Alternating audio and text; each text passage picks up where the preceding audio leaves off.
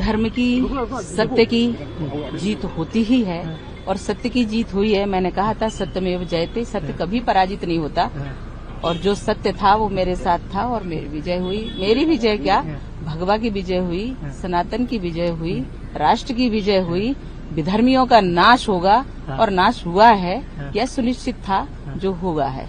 Ma'am 17 साल लगे इस पूरे चीज को, बहुत कुछ झेला, बहुत कुछ कष्ट सहा, बहुत कुछ किया, लेकिन देश के लिए जो भी कर सकते हैं करूंगी, किया है और आगे भी करती रहूंगी। लेकिन हम कभी भी देश को कोई आंच नहीं पहुंचने देंगे अपने जीवित रहते हुए। मैम ये जो कोर्ट ने कहा है कि इस चीज में हाथ जो ट्रस्टी या आप थे, आप कभी नहीं थे। कोर्ट ने कहा है कि जो आरोप आपके ऊपर लगाए गए थे पूरे झूठे, ये पूरा केस सिर्फ कांग्रेस ने अपने षड्यंत्रों के कारण इसको बनाया है, पूरा केस बनाया है।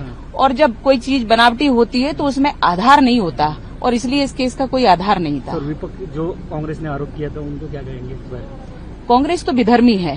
कांग्रेस हमेशा आतंकवादियों के लिए रोती है, हमेशा उनको सम्मान सूचक शब्दों से का प्रयोग करती है, जी लगाते हैं, साहब लगा के बात करते हैं। और जब भी हिंदुओं का कोई काम होता है या देश की कोई बात होती है तो इनको विरोध होता है और इसलिए कांग्रेस कभी देशभक्त पार्टी न बन पाई है न बन पाएगी। इनके ऊपर तो हमेशा ये जो हमारा प्रकरण रहा, ये 17 वर्षों के में इन्होंने जो कष्ट दिए हैं और जो भी कुछ बनाया करा है, जज साहब ने स्पष्ट ऑर्डर दिया है कि उसकी जांच होनी चाहिए और दोषियों को दंड मिलना चाहिए।